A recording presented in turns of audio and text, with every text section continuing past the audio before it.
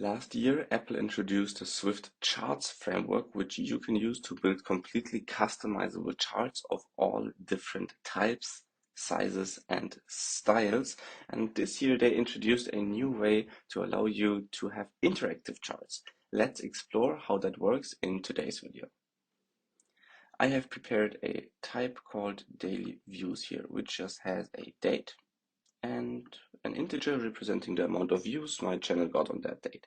This is just a preview stack of data here, just an array of some of the past days. I just added 5 days with a bunch of random amounts of views for those days, just so we have something to show here in the preview of our chart. The chart is also built very simple. It's just a chart going over all of these preview days, and then for each of the days I'm displaying a bar mark with the X value being the day and the Y value being the amount of views that this daily views object has. Now I want to get the information of where the user is currently tapping on that chart. And for that, there is a new view modifier for the chart type. So we can start by typing chart selection, and you will see that there are basically 3 different types. There's the chart angle selection, which is used for pie and donut charts, which are also new this year. And then there's chart X selection and chart Y selection. So let's have a look at the chart X selection first. This needs a binding, but not to the daily views type. It actually needs a binding to the type of our X-axis, which in this case is a date. So let's create a state var selected day, because day is the value or the label of our X-axis. This will be a date optional, and I will initialize it to be nil explicitly, but I believe you could also leave that out, and SwiftUI will infer it. So then we can now create a binding to our selected day here. And just like that, you will already be able to read the X-axis selection point that the user currently has.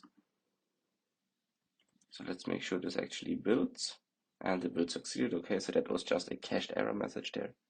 Now let's also actually understand how this modifier works. So let's show the selected day right below our chart. So I will say if let selected day to just optionally unwrap this variable. And then I will just have a text of the selected day with a format of .datetime. And now if we resume the preview, we can start to try this out. So tapping somewhere doesn't do anything, but tapping and holding somewhere, you will see that we can now see the selected value of the user.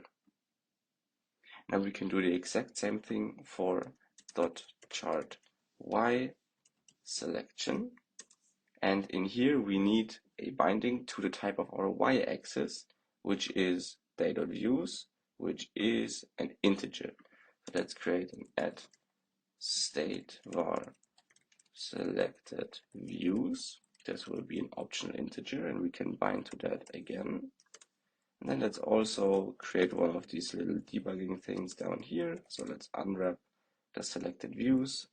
Let's just show them in a simple text with a format of .number. And now once the preview is running again, we can start to drag around, and you will see that when I'm going up, the selected views are going up. When I'm going down, the selected views are also going down.